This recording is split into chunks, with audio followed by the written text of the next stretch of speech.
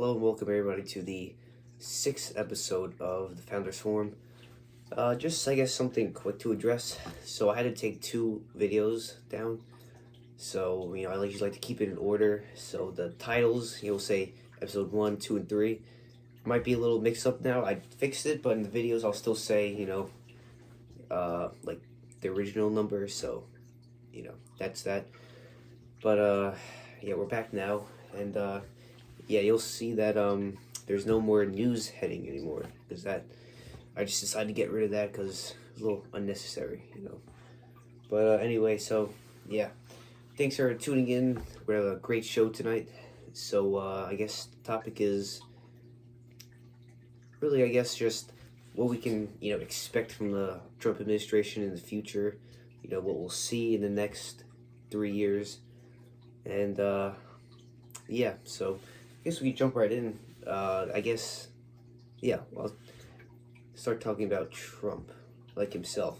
So obviously, Trump's pretty old. Obviously, we knew that, though. He has, like, you can see, has medical problems,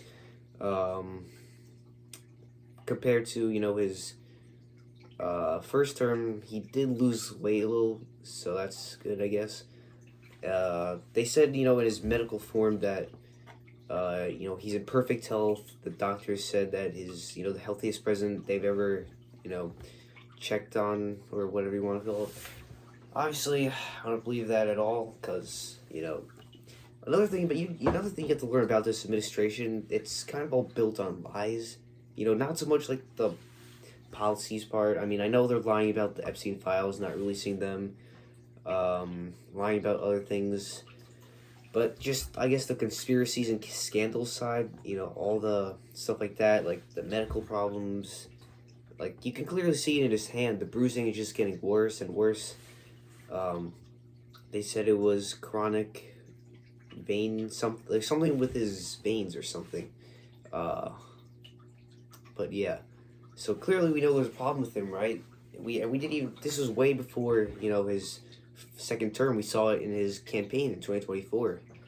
Obviously he's not as energetic, you see, like, the slower talking, the mumbling, he, in his speeches, you can see just, it's the same thing every time. Like, he says all the stuff his administration's done, and, what they're doing in the moment, like the ongoing topics that you never really see leave. But yeah, well, I guess the question is, will we see Trump make it to the end of his term? My answer is, I don't know. It could go really either way, because there is a big difference between him now versus all the way back then. But personally, I don't know. I mean, I guess you'll have to see in like a couple months to decide. But because it seems right now he's plateauing or something. So honestly, it's really, I don't know. I mean, he's by the end of his term he'll be 82. So, but yeah, I guess, and then we can talk about his actual administration. I just saw the other day he's firing people from the FBI who are refusing to do investigations against Democrats or, left-wing celebrities or whatever, or conspiracists or whatever. But yeah, so you can see that he's kind of forming his administration, in the 2024 campaign, and now, he's firing people who are refusing to do what he wants. He's surrounded by billionaires, people who understand, what he would want. And, yeah, so he's firing admirals, generals who are refusing to follow the, ICE operations. And, since they're going to Chicago now, they're going to Tennessee, or Memphis. So yeah, he just wants to keep his base nice and loyal. So whatever reason that could be for, maybe something in the future, because everyone wants to say that Trump wants to be a dictator. Do I agree with that? Yes, he definitely does, and maybe he will try to. Maybe he'll try to change the Constitution, maybe he'll try to, do something that will keep him, running. I don't think it's gonna happen, but I guess there's always a chance. But that's that. But yeah, his whole entire, like, he from his first term, right? He was new to everything. He just picked people who thought would, I guess, be on his side. But then after many of them turned his back on him, he kind of realized that in 2024, since he had a lot more to lose, he had to really structure his base. Everyone had to be loyal to Trump. They'd do what he wants, or they'd be fired. So it's a very he's ruling his administration with an iron fist, basically. You have to do what he says, and if you don't, then you'll be fired or something. So yeah, there's a lot of it's all based on loyalty in his administration. But yeah, so whatever the reason is for this, either he just wants the people to do what he wants, or he wants them to do what they want for something bigger.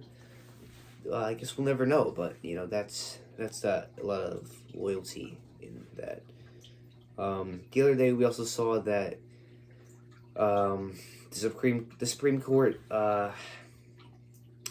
Court allowed Trump to slash a $5 billion foreign aid deal or something, whether it was Ukraine or Israel. I think it was Ukraine, but either way, we saved some money there because these forever wars, they're called forever wars for a reason. They just keep going on. We send aid, we send troops, equipment, all this stuff, and it just gets nowhere. We're involved in a war that we don't need to be involved in, and it's costing us money too. So yeah. It's what else here?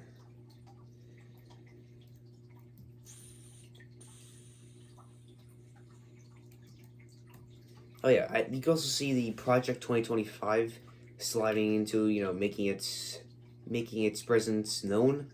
It was a big conspiracy thing. You had the guy recording him in the meeting. Stuff like that. Yeah, basically, yeah, we're basically just seeing this all put into play now. It's the world's being run by billionaires. And listen, do I have a problem with this? No, because listen, if you're a billionaire, clearly you know how to succeed and be successful, right? So if you're gonna put that into the country, I don't see the problem with that. So it's just all this stuff I don't really see a problem with. Let's see, I'm just trying to find other stuff. What else? Oh yeah, some big Civil War conspiracy about people want to push back against Trump. They want to form a rebellion in some sort of way. It especially sparked the whole idea sparked after the Charlie Kirk thing. Do I think there's gonna be civil war? No, because maybe they want a civil war for some change or something, or for some pushback, but it's not gonna happen. It's really not. But yeah, and also another thing is the other day, I think I forgot what it's for, but a good amount of Democrats voted no to something because of course they want more funding to, transgender operations for minors, illegal aliens, protection for them, which I mean, it just doesn't make sense. Like we're funding for people who aren't supposed to be here. It doesn't make sense. But yeah, this whole thing with the Epstein files. I mean, he's gonna promise anything in the 2024 campaign. He's gonna have to say yes to what people want, right? But yeah, and I don't know, when they came out and they said that, when Pam Bondi said that his name appeared in the Epstein files a couple of times, which it's probably a lot more than that, but I don't know why we're so surprised by that. I thought we knew that already. Like the guy was his best friend. They were they were literally best friends. Jeffrey Epstein went to Mar-a-Lago. There was flight logs with Trump's name on it multiple times. like, so we knew he was in the Epstein files. I don't know, everybody was so, like, surprised by it. But, and you hear the stories about, the young girls going to Epstein's house and seeing Trump come in, and all this stuff. So we know he's in the Epstein files. It's just we don't know his role. We know his role as his friend, but we don't know what he was doing. So, obviously he's not going to release them. You're not going to, send out your own death ticket. But, yeah, it's really that. And with the whole Epstein thing, committing suicide, do I think it was a suicide? No. Because really all it was Jeffrey Epstein was a powerful guy. He had his hand in a lot of powerful people's pockets. Politicians, celebrities, businessmen, everybody. Trump. So, they're going to send people in to, silence him. They don't want that information getting out. But yeah, so, and the whole 3 minutes getting cut out of the tape, obviously that's a little suspicious, So, really, I don't know. I guess what we can see for the future is that Trump wants to build a loyal base so that he can set mainly the United States into his way. Everything's to be about Trump. If you don't do what he says, you'll get fired. If you're in his administration. He wants to rule with an iron fist. That's really all he wants. He wants control of just everything. Sending ICE raids everywhere, National Guard present in pretty much every city. Everything is just be about Trump. And honestly, like, I can see a lot of problems in the Trump administration, but I would still vote for him in 2028. Maybe that's just me, but at the end of the day, I like his policies. I like the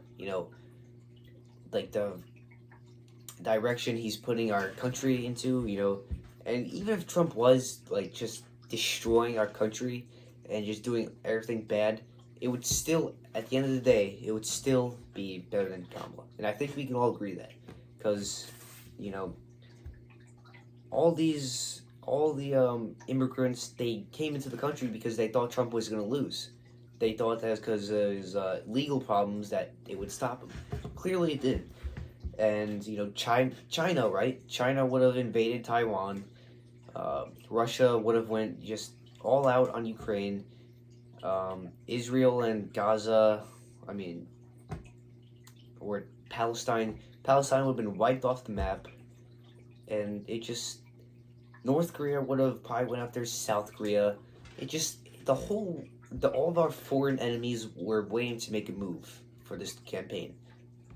The campaign decision.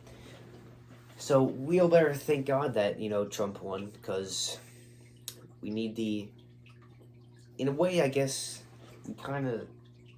we need to go back, right? We need to go back to the way things were, to make America great again, to go back, to what it once was, and that can be in many different ways. So, yeah, what we can see in the future is just a lot of Trump, him taking more control, and, yeah, that's basically that. So, thanks for tuning in to episode 6 of the Founders Forum, and that's that. So, see you next episode.